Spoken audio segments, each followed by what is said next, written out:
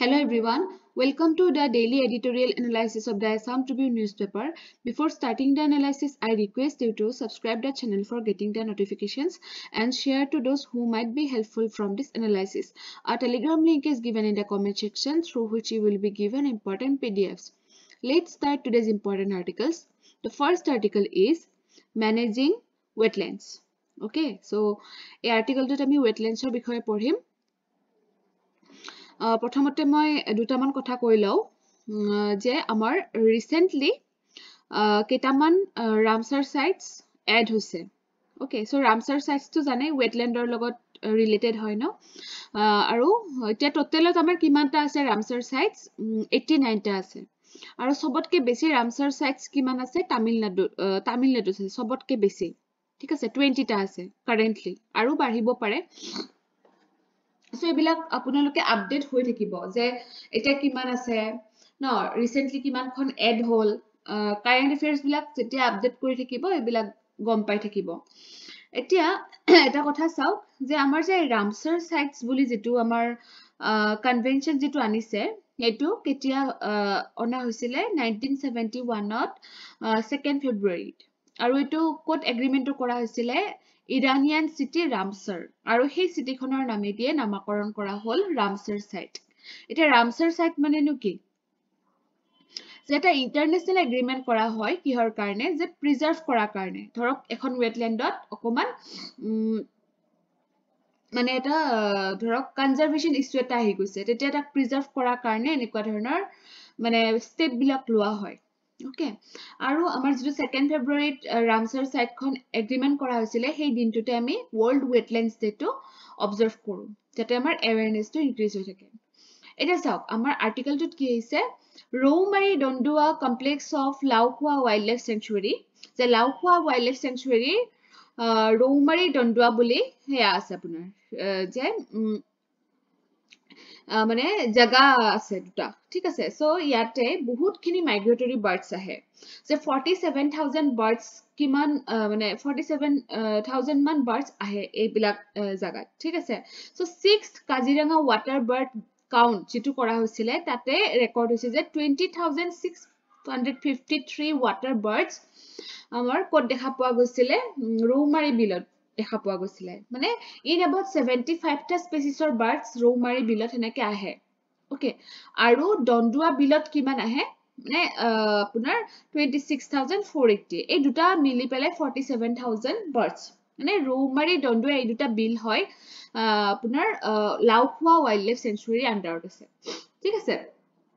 So wetland related যদি কিবা question আহে তেতিয়া হলে আপোনালোকৰ এইটো বস্তু আপোনালোকে ডেটা হিচাপে ইউজ কৰিব পাৰিব আৰু প্ৰিলিমছৰ কাৰণে ইম্পৰ্টেন্ট হ'ব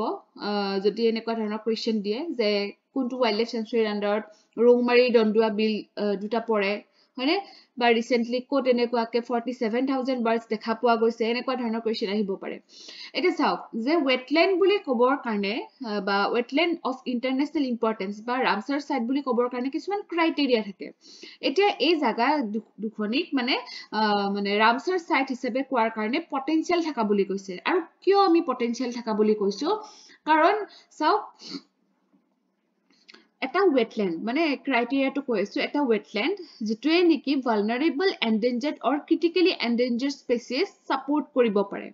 or threaten ecological communities কিছুমান সাপোৰ্ট কৰিব পাৰে তাক আমি মানে কি বুলি ক'ব পাৰো যে ৰামসাৰ সাইট বুলি ক'ব পাৰো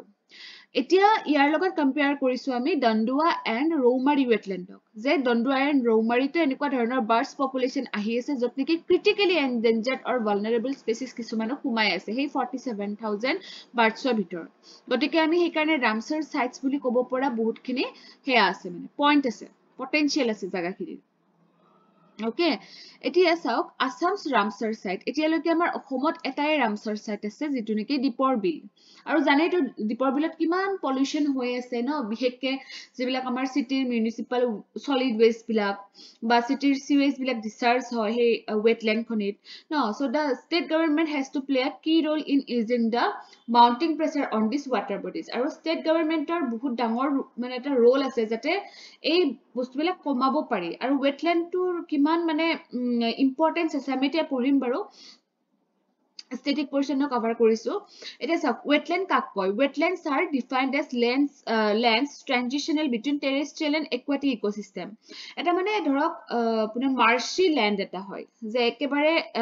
mane water o nohoy ekebare mane dhorok mane land o nohoy. Eta maz bhagot thoka transitional area hoy. Okay, where the water table is usually at or near the surface or the land is covered by shallow water. যত আমি ধৰক এই যে আমাৰ Mercy land বিলাক থাকে ন বুকাও নহয় পানীও নহয় ঠিক তেনেকুৱা এটা so wetlands are often described as kidneys of the landscape kidney বুলি কোৱা হয় আৰু আমাৰ Ramsar international wetland conservation treaty মতে ৱেটলেণ্ডৰ আৰু এটা ডেফিনিশ্যন দিছে কি দিছে যে ৱেটলেণ্ডছ বিলাক কি হয় আচলতে মাৰ্চ ফেন পিটলেণ্ড অৰ ৱেটলেণ্ড সো আমি এনেকে ভগাব পাৰো ৰামছাৰ সাইটছ বিলাকক সৰি ৱেটলেণ্ডছ বিলাকক okay so where natural or artificial permanent or temporary with water that is static or flowing মানে এনেকুৱা ধৰণৰ মানে যিকোনো ধৰণৰ মানে হেয়া হ'ব পাৰে মানে বিভিন্ন প্ৰকাৰৰ থাকে আচলতে ৱেটলেণ্ডছ বিলাক ওকে কিন্তু 6 মিটাৰকে এক্সিড হ'ব নালাগে ওকে এতিয়া চাৰিটা মেইন টাইপছৰ ৱেটলেণ্ডছ আছে মাৰ্ছ স্ৱাম্প বগ ফেন এই চাৰিটা আৰু আমাৰ ৱেটলেণ্ডছৰ ইম্পৰ্টেন্স কি আমাৰ গোটেই আৰ্থৰ সাৰফেসৰ only 6% কি থাকে আমাৰ ৱেটলেণ্ড থাকে বাট যদিও only 6% হিহঁতৰ বহুত ডাঙৰ ৰোল থাকে ঠিক আছে so wetlands provide a high number of ecosystem services maintaining biodiversity বহুত মানে biodiverse হয় আৰু ecosystem service to মানে মানে এটা high number of ecosystem service play কৰি থাকে ঠিক আছে এটা চাওক কেনেকুৱা ধৰণৰ ৰোল প্লে কৰে aquaculture wetlands are used to harvest fish or aquatic animals ঠিক আছে সো তাতে আমাৰ aquatic animals বা ধৰক যেনেকুৱা fish আৰু হেনেকুৱা ধৰণৰ আমি কি কৰিব পাৰো হাৰভেষ্ট কৰিব পাৰো ন তাৰপিছতে ফ্লাড কন্ট্ৰোল যেতিয়া এক্সেস ওয়াটাৰ খিনি এবজৰ্ব কৰি লব পাৰিব তাক আমি মানে ফ্লাড কন্ট্ৰোল বুলিয়ে ক'ব লাগিব হয়নে তাৰপিছতে ground water replenishment wetland systems are directly linked to ground water সেই কাৰণে কি কৰিব পাৰে যে গ্ৰাউণ্ড ওয়াটাৰটো ৰিপ্লেনিশমেন্ট কৰি থাকিব পাৰে যেটো ডাইৰেক্টলি লিংক হয় ground water লগত okay তাৰপিছতে shoreline stabilization and storm protection tidal and intertidal wetland systems protect and stabilize coastal zones so coastal area etu applicable hobo হয়নে যেনেকুৱা ধৰক mangroves কো আমি হেনেকুৱা ধৰণে ক'ব পাৰো এটা আসলতে মানে মাৰ্চি এৰিয়াই হয় ন গতিকে ডাঙৰ storm আহিলে মানে এটা বহুত ভাল এটা মানে resistant হিচাপে কাম কৰে Water purification, many wetland systems possess biofilters, hydrophytes, organisms that in addition to nutrient uptake abilities have the capacity to remove toxic substances. গতিকে এনেকে water to purify কৰিব পাৰে wetland products কিছুমান যেনেকুৱা ধৰক aquaculture products এটো কলোৱে মই হয়নে বা mangroves পৰা হানি পাব পাৰো নিপা পাম sago palm এইবিলাক চাই লব তাৰপিছত recreation and tourism যে আমি ধৰক ecotourism হিচাপে ইউজ কৰিব পাৰো ন বা ধৰক মানে আমি যে নেচাৰ লগত থাকি ভাল পাও অকমান টাইম স্পেন্ড কৰি ভাল পাও এটো ৰিক্ৰিয়েচন হয়নে তাৰপিছত climate change mitigation and adaptation so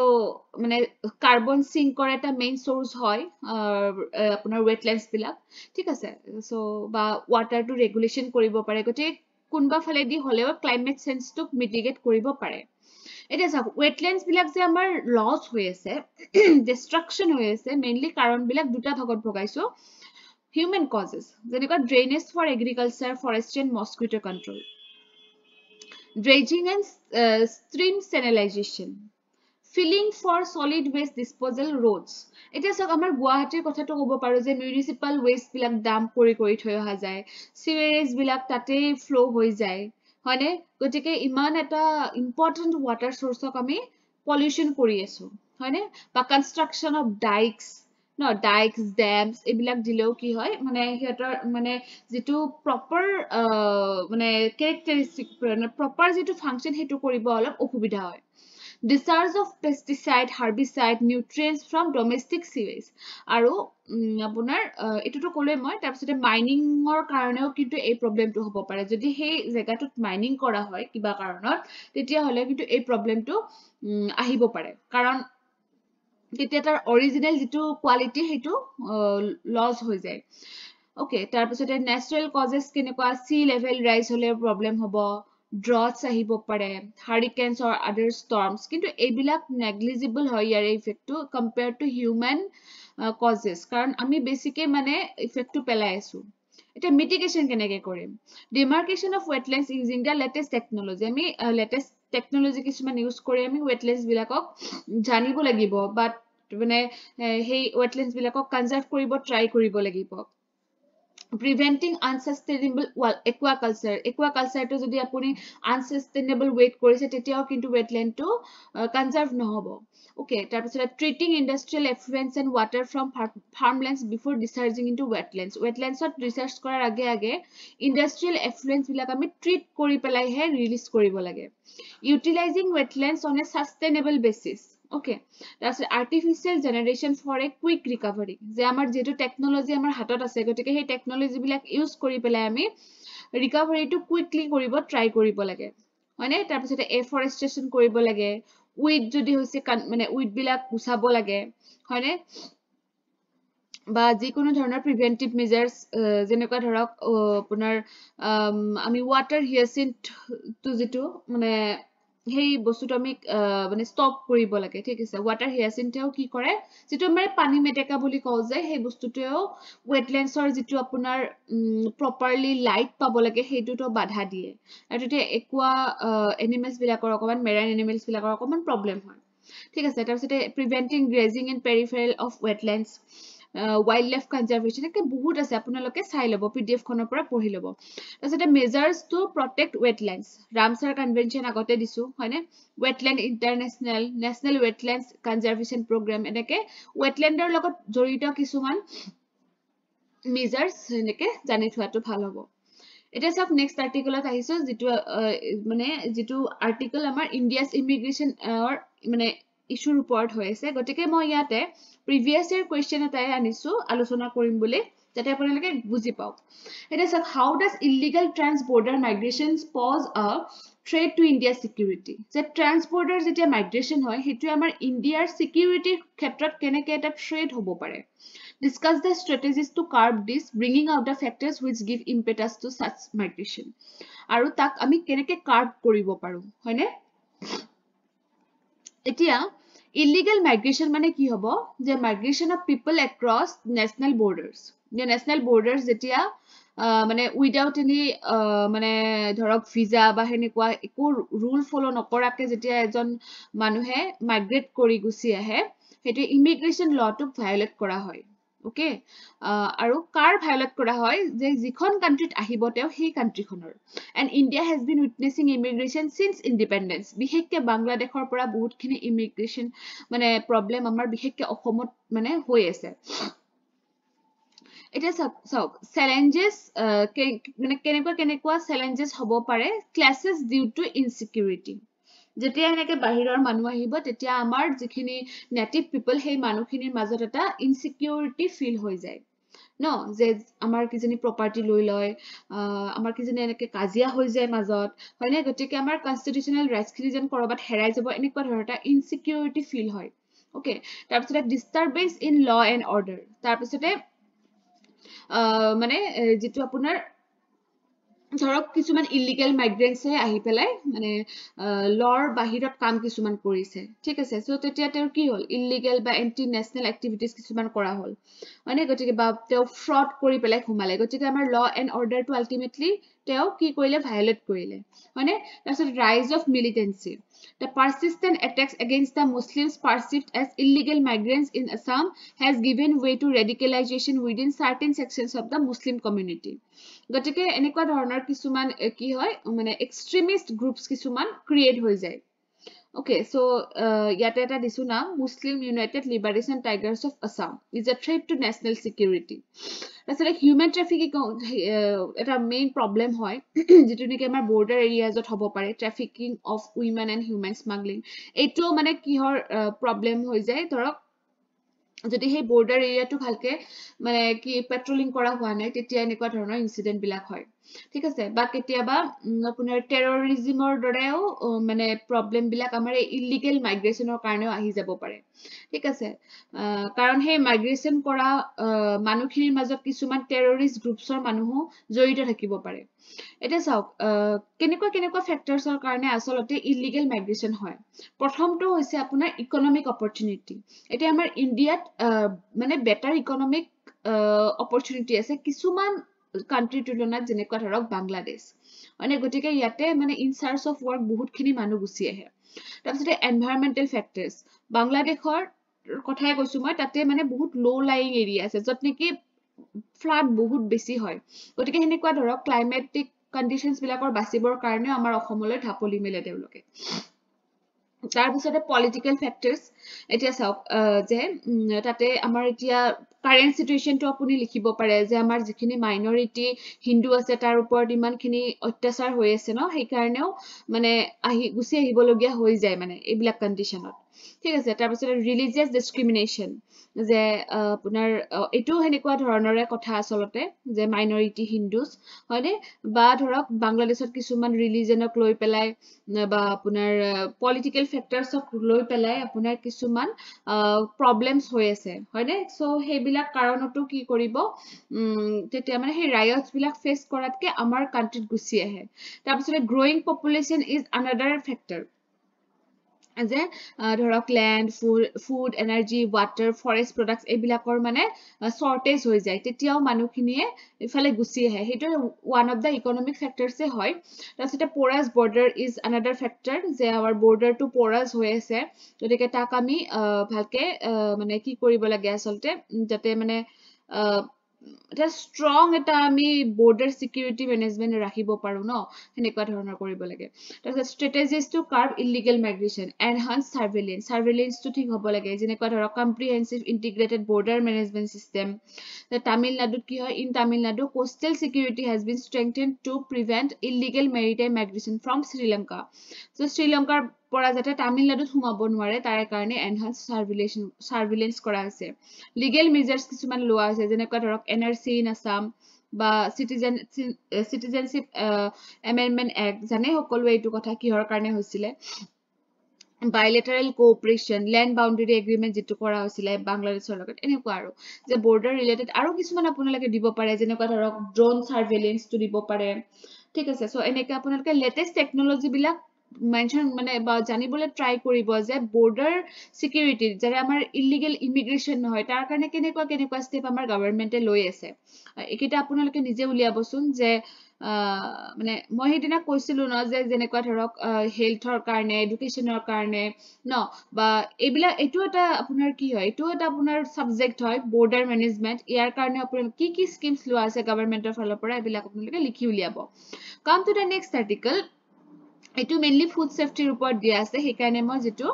আমাৰ ফচাই যিটো আপোনাৰ সেয়া সেইটো মই ইয়াতে লিখি দিছো যে আমাৰ ফচাইটো কি হয় statutory body হয় under Food Safety and Standards Act 2006 আৰু কোনখন মিনিষ্ট্ৰি আন্ডাৰত আছে ministry of health and family welfare okay আৰু ইয়াতে এজন চেয়াৰমেন থাকে আৰু 22 মেম্বাৰ্ছ থাকে অ'কে আৰু 1/3 উইমেন হ'ব লাগিব এই মানে organization okay so are your role to key is laying down science based standards for articles for food and to regulate their manufacture storage distribution sale and import jate khua khadya khini safe hoy manuhor karone mainly hetui role jate teloke heitu monitor kore bhalke